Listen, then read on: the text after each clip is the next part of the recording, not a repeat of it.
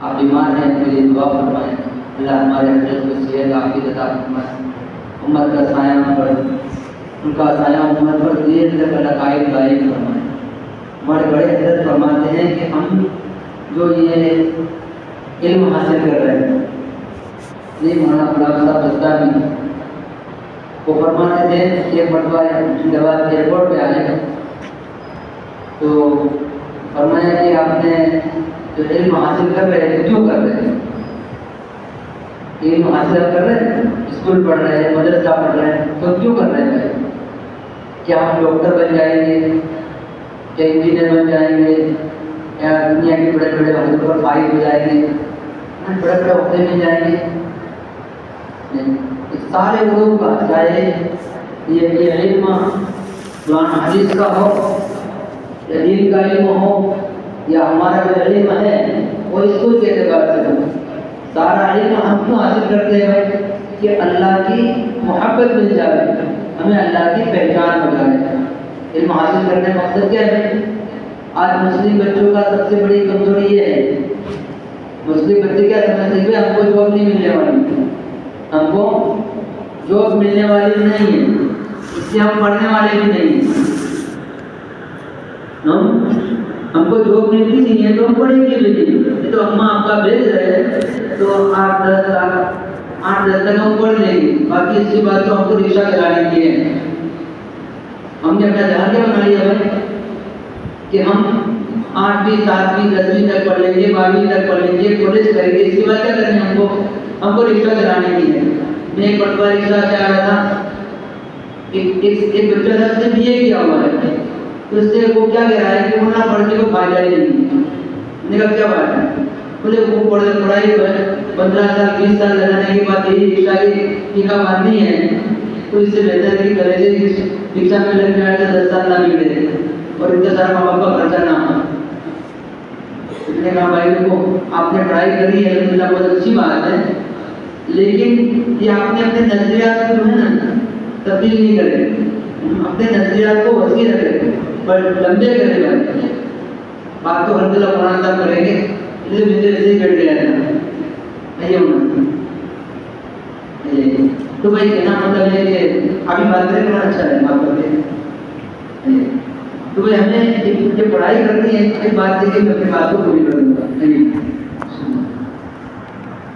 कि हम अपने नियत के अंदर बात नियत करें कि इंशाअल्लाह हम पढ़ेंगे।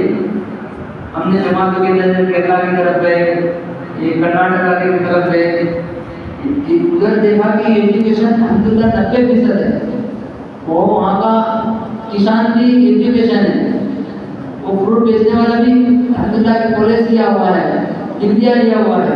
और हमारे यहाँ पर तो बच्चा मुश्किल से मिलता ही नहीं, 10वीं 11वीं 12वीं तक बस फिर खत्म, पढ़ना ही नहीं है। क्यों? कि पढ़ने के बाद भी जॉब करनी है, मजदूरी करनी है, और कैसे भी मजदूरी करनी है, तो पहले ऐसे ही मजदूरी जाहिर मजदूरी करेगा तो ऐसा नहीं भाई। तो हमको क्या करना है भाई कि हम मजदूर करें, मजदूर रहेंगे इंशाअल्लाह, कोई मसला नहीं है। चाहे हम और में जावे, चाहे रिक्शा चलावे, चाहे कुछ भी काम करें, लेकिन हमारे पास पहली बात तो एजुकेशन रहना चाहिए। हमारे पास पढ़ाई होगी तो लोग हमें कि आज किसान बनकर के बहुत सी सरकार की बहुत सी योजनाएं होती, बहुत से फायदे होते, वो भी हम हासिल नहीं कर सकते। इसके अलावा दुनिया के बहुत से फायदे हमारे सामने होते, हमारे पास पढ़ाई होती, इस वजह से हम फायदे हासिल नहीं कर सकते। इससे पढ़ाई से ये मजदूरी का कोई ताल्लुक नहीं है। हमारे हजरत फरमाते थे कि रिज़्क़ का मामला अल्लाह के साथ से अल्लाह रिज़्क़ का फरमाएंगे, लेकिन पढ़ाई का मामला तो बहुत कुछ अलग ही है, इससे अल्लाह की मारिफत मिलती है। तो वे करेंगे इंशाअल्लाह।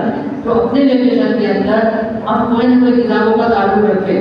जैसे हमने 6वीं क्लास कर ली, 7वीं क्लास कर ली, 8वीं क्लास कर ली है, तो 9वीं क्लास की हम फिक्र करें, 9वीं पढ़ ली 10वीं की फिक्र करें, 10वीं पढ़ ली 11वीं की फिक्र करें।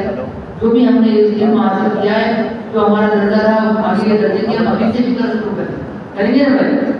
और उसके मुताबिक मुझे एक बात भी कह रहा था कि हमारे जो बच्चे पढ़ नहीं रहे थे और मजदूरी के सामने वो बच्चे तो नजर आ नहीं रहा है, सब छोटे बच्चे थे, वरना हमारे पास मसले भी ऑप्शन थे कि जो बच्चे 17 साल 18 साल की उम्र तक पहुंच जाए और उनको कोई जॉब करनी है तो जॉब के लिए हमने बहुत सी फैक्ट्रियों से बात कर रखी है कि वो बच्चों की जरूरत है, हमारे पास बच्चे होना ऐसे जिंदा बच्चे भेजो कि हम उनको अपने आप उनको जॉब दे रहे हैं। ऐसे बहुत सी जगह हमारे पास है, लेकिन इसके लिए कोई ऐसा बच्चा नजर नहीं आ रहा है। और अगर ऐसे कोई बच्चे हो 18 साल से ऊपर हो चुके हो और वो कोई जॉब करती है तो क्या हमसे मुलाकात है इंशाल्लाह। वहाँ पर आके इधर कोई बहुत सी दुकानें हैं, उसमें भी बहुत से शादियों की तरफ से लगा दें कि भाई कोई बच्चे ऐसे हों जो जिनको कोई काम काज न मिलता हो तो उनको हमारे हम काम देने के लिए तैयार हैं। ये दीनी मंदिर से इसलिए ऐसा नहीं है कि हम आपको दीन की बातें सुना करके यहाँ से रवाना कर देंगे, बल्कि हम आपकी दुनिया की भी फिक्र कर रहे हैं कि अगर आपको कोई ऐसा मामला है कि किसी शादी को कोई जॉब नहीं मिल रही है तो जॉब के बारे में बताएं, इंशाल्लाह हम उनकी रहबरी करेंगे, ताकि मौलाना बात करेंगे।